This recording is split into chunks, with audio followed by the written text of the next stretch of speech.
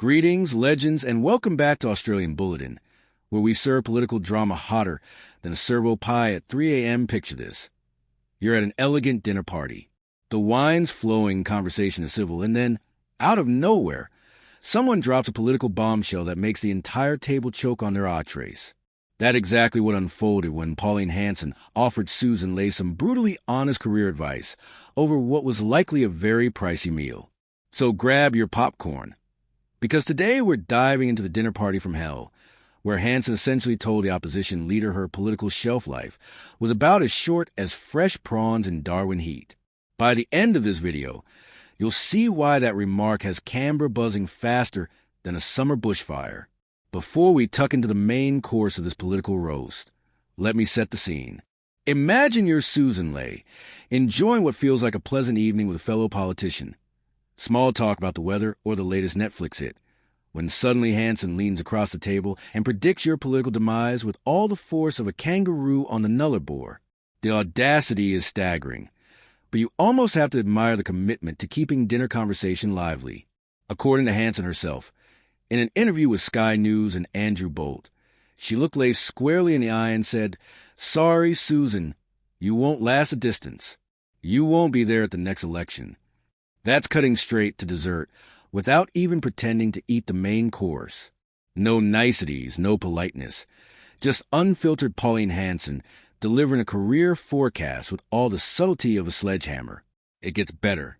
Hanson described Ley as nice, but not conservative, which in political speak is like saying someone makes a decent cup of tea, but is useless at their actual job. It's the kind of backhanded compliment politicians have turned into an art form. You can almost hear the passive-aggressive tone echoing across the dining room. But Hanson didn't stop there. No, she doubled down, explaining that she told Ley she sits too far left of the Liberal Party, an ironic jab considering the Liberals have been grappling with an identity crisis for years. Criticizing them for ideological drift is like scolding a chameleon for changing colors too often. To her credit, Ley fired back, vowing to prove Hanson wrong. Good on her for not lying down quietly. But you have to wonder what the other guests were thinking as this political tennis match played out. Were they nervously slicing their steak, pretending not to notice the career assassination unfolding beside the bread rolls? Hanson, however, wasn't done serving predictions. She made it crystal clear that she doesn't believe Ley will last long, especially not as leader of what Hanson calls a conservative party, when referring to the Liberals. That's the kind of burn that lingers longer than a Queensland suntan. This dinner revelation is just one piece of Hanson's broader frustration with the political landscape. She's been particularly vocal about the coalition's failure to present clear policies. Watching Australian politics, she argues, feels like trying to follow a GPS that recalculates every 5 minutes.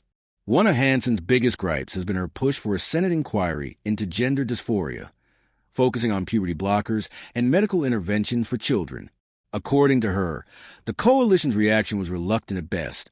She described them as kicking and screaming, initially unwilling even to vote on it.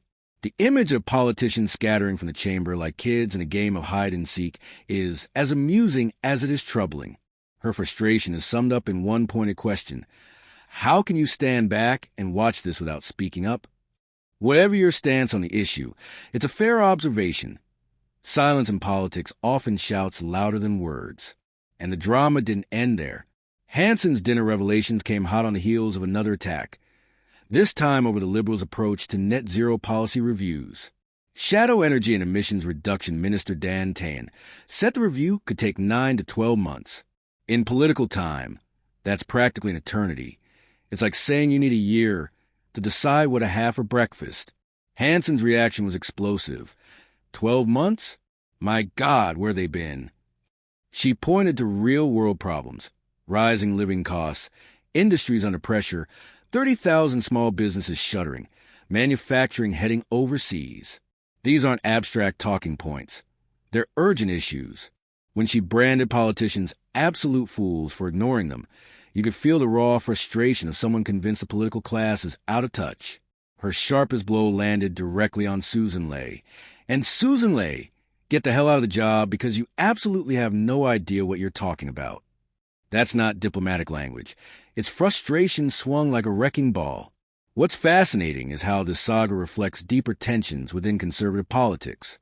One nation positions itself as the true guardian of conservative values, while accusing the liberals of losing their way. It's like watching a family feud at Christmas dinner, except the family is Australian politics, and the dining table is the whole nation. The timing of these revelations is critical. With elections looming, every statement is strategic. Hanson's decision to make private dinner conversations public suggests either remarkable confidence or a total disregard for political convention. Possibly both. Strategically, it's simple but effective. By being the one willing to say out loud what others whisper privately, Hanson has carved a distinctive place in politics. She's like that blunt friend who tells you your haircut is terrible when everyone else says it's fine. Brutal, yes, but sometimes necessary. So the big questions remain. Will Sussan Ley defy Hanson's prediction and hold on to leadership through the next election? Will the Liberals reclaim a conservative identity or continue drifting? And will politicians ever manage a private dinner without it turning into a career-ending showdown?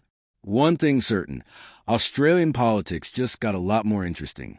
This saga says plenty about the current state of discourse, where private chats become public ammunition, dinner parties become battlegrounds, and predictions are delivered with the confidence of a weather forecaster in the middle of a drought.